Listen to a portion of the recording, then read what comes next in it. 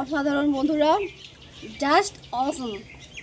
নমস্কার বন্ধুরা, আপনাদের সঙ্গে আমি মিতা।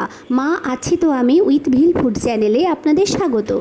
বন্ধুরা, আজ বানাবো পনিরের একটা সহজ রেসিপি। চলো শিখে নেওয়া যাক। এবার প্রথমেই দেখো আমি চৌকো করে পনিরগুলোকে কেটে নিয়েছি, আর তার মধ্যে মাখিয়ে নিয়েছি একটু নুন হলুদ, তাতে কিন্তু খুব ভালো হয়, লবণটাও পনিরের মধ্যে ঢুকে যায়। এবার রিফাইন্ড অয়েলে পুরো রান্নাটা করব, তাই পনিরগুলোকে হালকা করে ভেজে দেবো। দেখো, পনির যদি কাঁচা রান্না করা হয় তাও কিন্তু খুব ভালো লাগে, কিন্তু একটুখানি সাঁতলে নিলে সেটাও ভালো হয়। যাই হোক, ভেজে নিয়ে তুলে রেখে ওই তেলের মধ্যেই দিয়ে দিয়েছি ডুমো করে কেটে রাখা আলু কিন্তু ভালো করে ভেজে নিতে হবে। আলুর কাঁচা ভাব থাকলে একদমই ভালো লাগবে না। আলু ভালো করে ভেজে তুলে রেখে ওই তেলের মধ্যে দিয়ে দিয়েছি বিনস কেটে। বিনস কিন্তু খুব বেশি ভাজতে হবে না, হালকা ভেজেই তুলে নিয়ে ওই তেলের মধ্যে 1 চামচ আদা বাটা দিয়ে একটুখানি জল দিয়ে দিয়েছি, নাহলে গরম তেলে আদা বাটা দিলে কিন্তু একদম ছিটকোতে থাকে। যাই হোক, এখানে 1 চামচ পোস্ত আর কিছু কাজু নিয়েছি আর শুকনো লঙ্কা নিয়েছি। তোমরা চাইলে এই পরিমাণগুলো কম বেশি করতে পারো।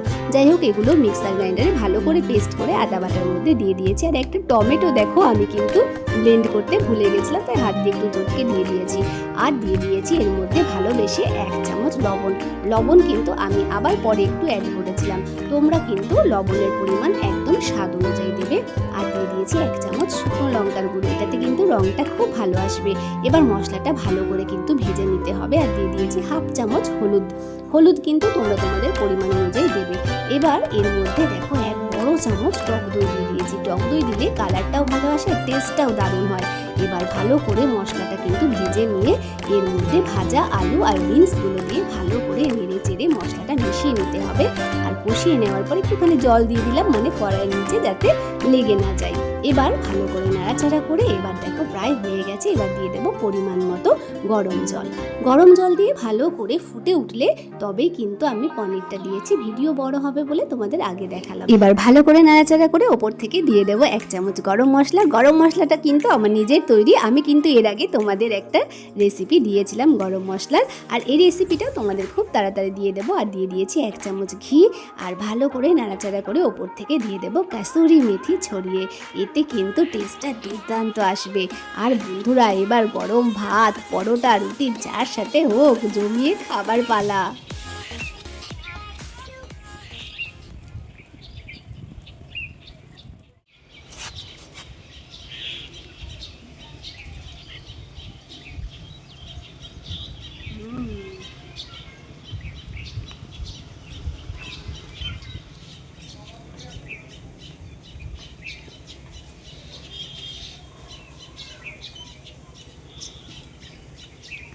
অসাধারণ বন্ধুরা, পনিরের রেসিপি তোমরা যদি ট্রাই না করো বুঝতে পারবে না। জাস্ট অসম। তোমরা শুধু হবে, কমেন্টে জানাবে কেমন হলো। আমার ইউটিউব চ্যানেল মা আছে তো আমি উইথ ভিল ফুড চ্যানেলে অবশ্যই তোমরা দেখবে আর সাবস্ক্রাইব করতে ভুলে যেও না। ধন্যবাদ। বন্ধুরা, ভিডিওটা ভালো লাগলে লাইক, শেয়ার, কমেন্টস করো। সাবস্ক্রাইব করতে ভুলে যেও না। বন্ধুরা, পাশে থাকার জন্য ধন্যবাদ।